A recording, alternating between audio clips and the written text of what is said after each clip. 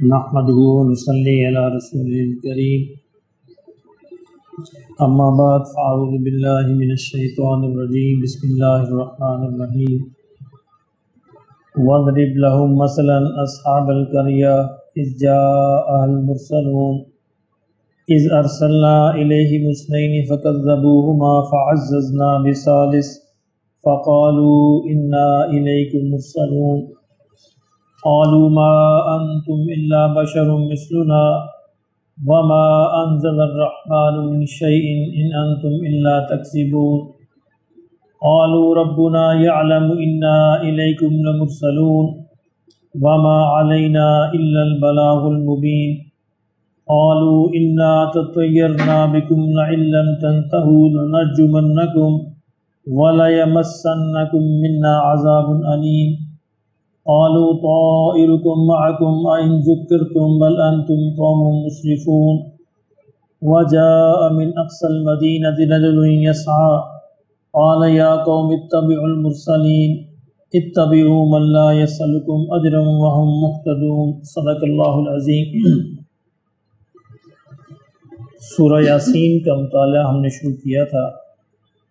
سورہ یاسین کا آغاز اس قسم سے ہوتا ہے، قرآن مجید کی قسم سے، کہ نبی صلی اللہ علیہ وسلم واقعتاً اللہ کے رسول ہیں۔ یہ کلام جو پیش فرما رہے ہیں یہ اپنی طرف سے ایک لفظ بھی نہیں ہے، یہ سارے کا سارا اللہ کی طرف سے ہے۔ اس پہ اللہ نے خود کلام مجید کی گواہی کو پیش فرمایا کہ خود قرآن اس بات پر گواہ ہے، اس طرح کا کلام جو ہے کوئی انسان نہیں بنا سکتا۔ مکہ مکرمہ کے اندر اس دور میں بڑے بڑے شعراء، بڑے بڑے ادیب، شاعر موجود تھے، اور قرآن مجید کے ایک چیلنج موجود تھا سب کے لیے، اگر بنا سکتے ہو تو اس طرح کی ایک صورت بنا لاؤ۔ لیکن انہوں نے حضور کے خلاف جنگیں لڑیں، لڑائیاں لڑیں، تکلیفیں دی، تکلیفیں سہی، سب کچھ کیا، لیکن اس چیلنج کو قبول نہیں کیا۔ اس کا صاف مطلب یہ تھا کہ وہ اس بات کو تسلیم کر رہے تھے کہ یہ کسی انسان کے بس کی بات ہی نہیں۔ تو جب انسان کے بس کی بات نہیں تو ان کو مان لینا چاہیے کہ یہ اللہ کی طرف سے ہے، اور نبی صلی اللہ علیہ وسلم اس کو اپنی طرف سے بنا کر پیش نہیں کرتے۔ اب اس سلسلے میں پھر ان کو دوبارہ سے ایک پچھلی تاریخ سے ایک سبق دیا جا رہا ہے کہ تاریخ سے ایک سبق اس کی آپ نے نوٹ کیا ہوا، قرآن مجید تاریخ کو بڑی امپورٹنس دیتا ہے، اور عام طور پر انسان تاریخ کو بھول جاتا ہے۔ تاریخ اپنے آپ کو دہراتی رہتی ہے، لیکن انسان بھی اس بات کو دہراتا ہے کہ اس نے بھولنا ہے، وہ تاریخ سے سبق حاصل نہیں کرتا۔ جو قومیں تاریخ سے سبق حاصل کرتی ہیں یا جو افراد تاریخ سے سبق حاصل کرتے ہیں وہ عام طور پر غلطیوں سے بچ جاتے ہیں، اور ان کا سفر جو سیدھا ہو جاتا ہے، نقصان سے بچ جاتے ہیں۔ اب تاریخ کے سبق سے قریش کو ایک کہانی سنائی جا رہی ہے۔ وَضْرِبْ لَهُمْ مَثَلًا، فرمایا کہ آپ ان کے لیے بیان کر دیجئے ایک مثال، اصحاب القریہ، بستی والوں کے لوگوں کی، جو بستی والے جو لوگ تھے، اذ جاء المرسلون، جب ان کے پاس اللہ کے پیغمبر آئے، نبی آئے، رسول آئے۔ اب یہ کون سے پیغمبر تھے، کون سی بستی تھی، اس کے بارے میں ہمارے مفسرین میں بے شمار بحث ہے۔ اکثر مفسرین نے اس کو یہ کہا ہے کہ یہ شام کے علاقے میں انطاکیہ کا ایک علاقہ تھا، وہاں کی کہانی ہے، وہاں کی بات ہو رہی ہے، اور وہاں بھی اللہ کے رسول نہیں تھے، بلکہ حضرت عیسیٰ علیہ السلام نے اپنے نمائندے بھیجے تھے بنا کر پیغمبر۔ لیکن یہ بات اس لیے یہاں پہ جچتی نہیں ہے کیونکہ اللہ بغیر کسی نام کے قریش کو یہ بات سنا رہے ہیں۔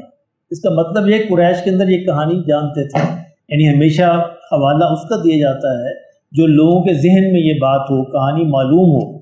تو یہ کہانی قریش کے اندر معلوم تھی حضرت موسیٰ علیہ السلام اور فرعون کی، یہ بات سارے جانتے تھے۔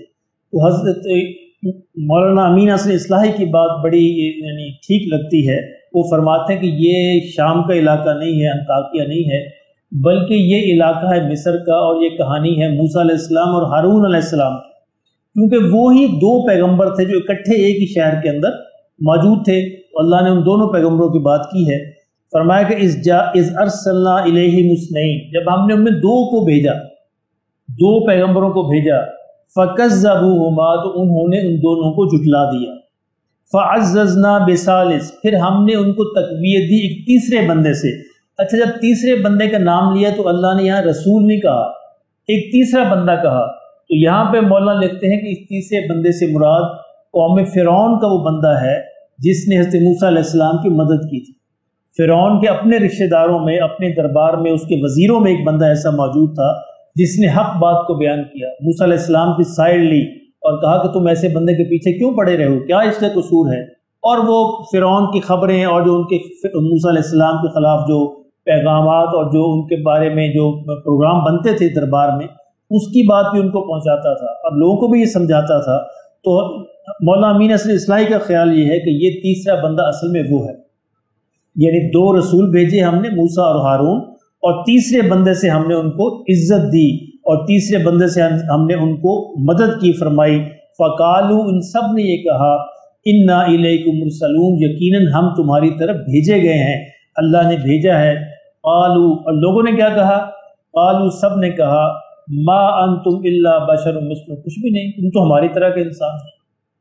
یہ ہمیشہ ہر نبی پر یہی اعتراض ہوا کہ تم تو ہماری طرح کے انسان ہو۔ اور اللہ فرماتے ہیں قرآن مجید کے اندر، بھئی انسانوں میں انسانوں کو ہی میں رسول بھیجوں گا نا، فرشتہ نہیں بھیج سکتا، کیونکہ فرشتے کی تم پیروی نہیں کر سکتے، فرشتے کھاتے نہیں پیتے نہیں۔ حضور کو کفار یہ کہتے تھے کیسا رسول ہے جو بازاروں میں چلتا پھرتا ہے، مالی حاضر رسول، جو کھاتا بھی ہے پیتا بھی ہے بازاروں میں چلتا ہے۔ تو اللہ نے فرمایا کہ ہاں ایسا ہی ہوگا، انسانوں میں انسان ہی رسول ہوگا تاکہ تم اس کی پیروی کر سکو، تم اس کو، وہ اسوہ حسنہ ہوتا ہے، تمہارے لیے رول ماڈل ہوتا ہے۔ فرشتہ یا جن یہ تمہارے لیے رول ماڈل نہیں ہو سکتے۔ تو انہوں نے بھی یہی اعتراض کیا، قالوا ما انتم الا بشر مثلنا، کہ تم عجیب بات ہے، تم تو ہماری طرح انسان ہو۔ وما انزل الرحمن من شيء، اور رحمان نے، اللہ نے کچھ بھی نازل نہیں کیا تم پر، ان انتم الا تکذبون، اور تم تو صرف جھوٹ ہی بول رہے ہو، کچھ نہیں بولتے تم مگر جھوٹ بولتے ہو۔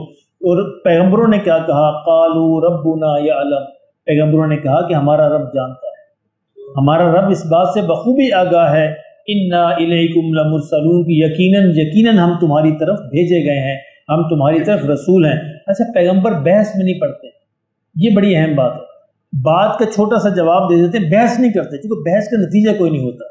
بحث میں کیا ہوتا ہے کہ ہر انسان اپنے آپ کو بڑا ثابت کرنا چاہتا ہے، اس کا نتیجہ ہمیشہ نیگیٹو نکلتا ہے۔ اس لیے پیغمبروں کی تبلیغ اور دعوت کا طریقہ ہمیشہ یہی ہوتا ہے، اعتراض کیا، چھوٹا سا جواب دے، بھی سمجھ آتی، مان لو نہیں سمجھ آتی تو خاموش ہو جاتے ہیں کہ اللہ خود تم، اس لیے آگے فرمایا کہ وما علینا الا البلاغ المبین، کہ ہمارے ذمے تم صرف پیغام کو پہنچا دینا ہے، منوانا نہیں ہے، وما، اور نہیں ہے، علینا ہم پر، الا البلاغ المبین، سوائے بات کو واضح طور پر پہنچا دینا۔ یہ بڑا اہم ایشو ہے، ہم بھی یہیں پہ ٹھوکر کھاتے ہیں، عام انسان بھی، کہ ہم سمجھتے ہیں کوئی بات ہماری مان لیں، ہم نے منوانا ہے، اسے نہیں منوانا، کسی کے ذمہ نہیں ہے۔ ہدایت اللہ نے اپنے قبضے میں قدرت رکھی ہے، جس کو چاہتا ہے اللہ ہدایت عطا فرماتے ہیں۔ پیغمبروں کا کام بھی، نیک لوگوں کا کام بھی، داعیوں کا کام، سب کا کام صرف یہ ہے کہ بات کو اچھے طریقے سے پہنچا دیا جائے۔ اب آگے وہ خود اس کی ذمہ داری ہے، سننے والے کی، مانتا نہیں مانتا اللہ اس سے پوچھے گا۔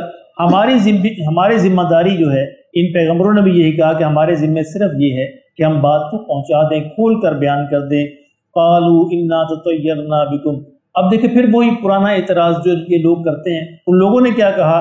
انا تطیرنا بکم، تم تو ہماری طرف نحوست ہو گئے ہو، نحوست چھا گئی ہم۔ اب یہ ایک گھسا پٹا اعتراض ہو، جب کوئی اور اعتراض، عقلی اعتراض نہیں آتا، کوئی اور دلیل نہیں آتی، تو کہتے تم تو منحوس ہو، ہمارے لیے منحوس ثابت ہوئے۔ یہ کیسے؟ کہ بنی اسرائیل یہاں پہ فرعون کی قوم پر اس وقت عذاب آ رہے تھے، ٹڈیوں کا عذاب، مینٹوں کا عذاب، خون کا عذاب، پانی کا عذاب، سیلاب کا عذاب، جوؤں کا عذاب، یہ سارے عذاب یکے بعد دیگرے آ رہے تھے، اور ہر عذاب کے موقع پر وہ کہتے تھے اے موسیٰ اپنے رب سے دعا کرو، اگر یہ عذاب ہٹ گیا تو ہم تمہیں تسلیم کر لیں گے، پیغمبر مان لیں گے۔ اور موسیٰ علیہ السلام پھر دعا کرتے، عذاب ہٹ جاتا پھر انکار کر دیتے، اگلی دفعہ پھر وہی بات ہوتی، اگلی دفعہ پھر انکار کرتے، آخر اللہ نے پھر فیصلہ فرما دیا کہ اب یہ ماننے والے نہیں۔ الٹا وہ موسیٰ علیہ السلام پیغمبروں سے کہہ رہے ہیں قَالَ إِنَّا تَطَيَّرْنَا بِكُمْ، کہ تم تو ہمارے لیے منحوس ثابت ہوئے، بار بار عذاب آ رہے ہیں ہم پر۔ لَإِن لَّمْ تَنْتَهُوا، اگر تم نہ مانے اس دعوت کو، اس بات کو کرنے سے نہ ہٹے، لَنَرْجُمَنَّكُمْ، تو ہم تمہیں سنسار کر دیں گے، پتھر ماریں گے تمہیں، وَلَيَمَسَّنَّكُمْ مِنَّا عَذَابٌ أَلِيمٌ، اور ہماری طرف سے تم کو بڑا عذاب ملے گا، ہم تمہیں ایک عذاب دیں گے۔ اب یہ قوم دھمکا رہی ہے پیغمبروں کو، قَالُوا طَائِرُكُمْ مَعَكُمْ، اور پیغمبروں نے ان کا صرف یہ جواب دیا کہ بھئی تمہاری نحوست تو تم خود تمہارے ساتھ، تم خود منحوس ہو، تمہاری نحوست خود تمہارے ساتھ ہے۔ اَإِن ذُكِّرْتُم کہ یہ یاد دہانی ہم نے تمہیں کروائی ہے، اب اس یاد دہانی سے بچنے کے لیے تم ہمیں منحوس کہتے ہو، یعنی اصل میں تم اس یاد دہانی سے بچنا چاہتے ہو۔ بل انتم قوم مسرفون لیکن تم ایک ایسی قوم ہو جو حد سے بڑھنے والی، جو ساری حدود جو ہے کراس کر جاتی ہو، سمجھنے والی قوم نہیں ہے۔ جب یہ سارا منظر ہوا فرمایا کہ وَجَاءَ مِنْ أَقْصَى الْمَدِينَةِ رَجُلٌ يَسْعَىٰ، اب یہ تیسرا بندہ جس کے بارے میں اللہ فرما رہے ہیں وہ غالباً شہر کے کسی دوسرے کنارے پہ رہتے تھے۔ فرمایا کہ وہ شخص جو ہے شہر کے دوسرے کنارے سے دور سے دوڑتا ہوا آیا، قال اس نے کہا یا قوم اے میری قوم اتبعوا المرسلین، ان لوگوں کی بات کو مان لو، ان پیغمبروں کی بات کی اطاعت کرو، اتباع کرو، اس بات کو مان لو۔ اتبعوا من لا یسألکم اجرا، ارے یہ تم سے کچھ مانگتے تھوڑا ہے، تم سے کوئی اجر تھوڑا مانگتے ہیں، کچھ بھی نہیں مانگتے، وہم مہتدون، اور تمہیں یہ ہدایت دے رہے ہیں، ہدایت دینے والے ہیں۔ یہ بڑا اہم ایشو ہوتا ہے کہ انسان دیکھے کہ جو بندہ نیکی کی بات کہہ رہا ہے کیا اس کے بدلے میں کچھ چاہ رہا ہے؟ اگر تو وہ چاہ رہا ہے تو پھر وہ مخلص نہیں ہے۔ اگر وہ فی سبیل اللہ بات کر رہا ہے، اس کے بدلے میں کچھ چاہ نہیں رہا، اس کا مطلب ہے وہ اخلاص ہے، اس کی بات کو پھر غور سے سننا چاہیے۔ پیغمبر ہمیشہ یہی بات کہتے ہیں بھئی ہم تم سے کیا چاہتے ہیں، ہمارا تم سے کوئی مفاد نہیں ہے، کوئی مالی مفاد نہیں ہے، کوئی جانی مفاد نہیں ہے، کوئی مفاد نہیں ہے، ہم تو صرف اللہ کے لیے بات کر رہے ہیں۔